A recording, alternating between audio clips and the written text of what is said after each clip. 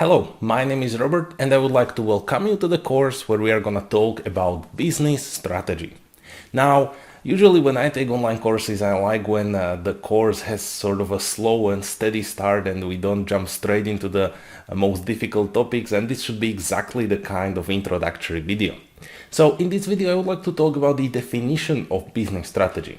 I know at first, it sounds like a very simple concept, but I've seen many entrepreneurs actually failing at understanding the basic concept of business strategy. So I found one nice definition. Strategy is a long-term direction of organization's effort. Now, this sentence or this definition has three important points. There is long-term, direction, and organization. So these are the three concepts that we need to understand. First of all, the concept of long term. I see many entrepreneurs who sort of fail to understand that their efforts and visions should have some sort of sustainability and long-term aspect within them. It's not enough if we have great ideas right now and great implementation right now if we do not do this sustainably over weeks, months, and years.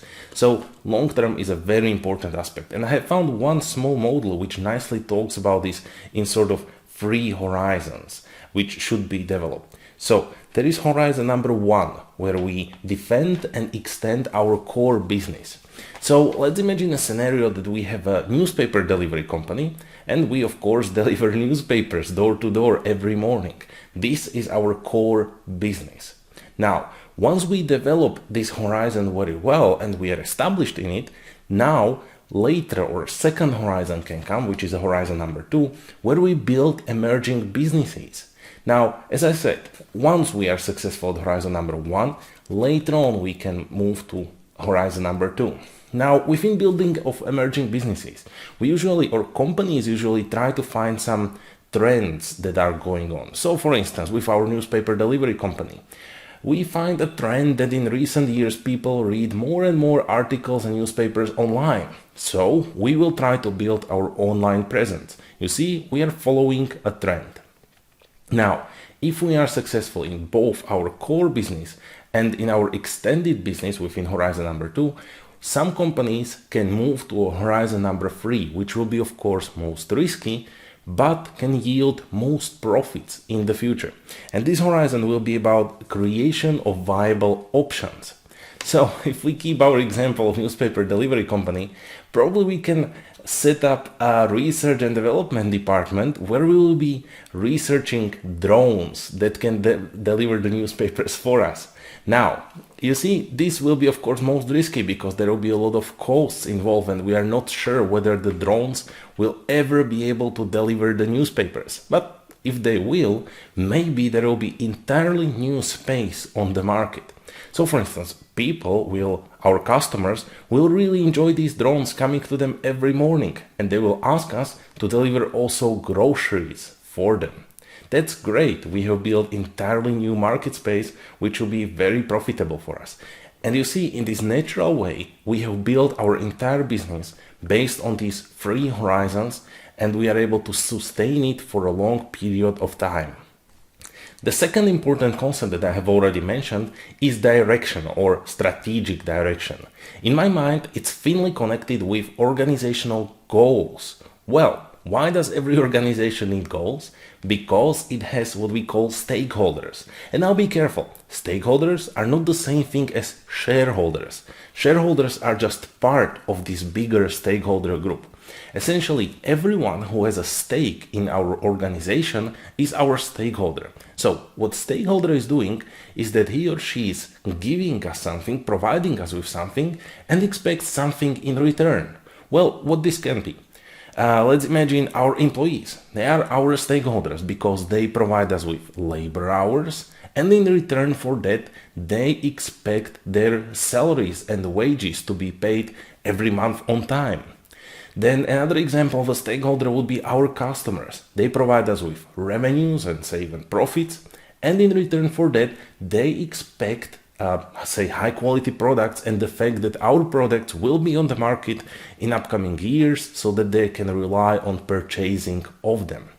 And I think it's a very good exercise for any organization to simply sit down and write down a list of all the stakeholders that we can think about. And now for each of these stakeholders, you will be able to list what is this stakeholder providing me with and what does he or she expect from me when providing these resources for me. And once you make this list, you will be able to set goals accordingly so that you are serving these organizational stakeholders well. And once you set the goals, you will have your strategic direction that you should follow. Concept number 3 is the organization itself.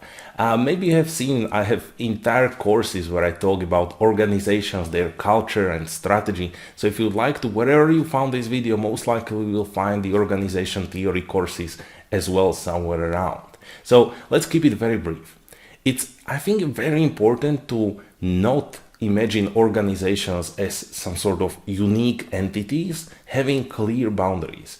Organizations are rather living organisms or sort of affordances within their environment which are interacting with their environment. Now, you see, our environment are going to be the people who would like to work for us, our customers, our potential customers. It's going to be the government of the country where we operate. Our environment is going to be the physical one around the facilities that we possess. So you see, we should see ourselves as an organization as sort of open living organism that is interacting with an environment. Never think of it as of a black box that is living its own world, minding its own business. So that's briefly about the organization. All right, now we went through 3 major concepts when it comes to definition of business strategy, and we can now define what a business strategy is. Now, for the later part of this video, I would like to briefly position this course where it's gonna operate on which level of strategy, because we have 3 levels of strategy. First of all, there is corporate level of strategy, while this is concerned with the overall scope of an organization and how value is added to the constituent businesses of the organization's whole.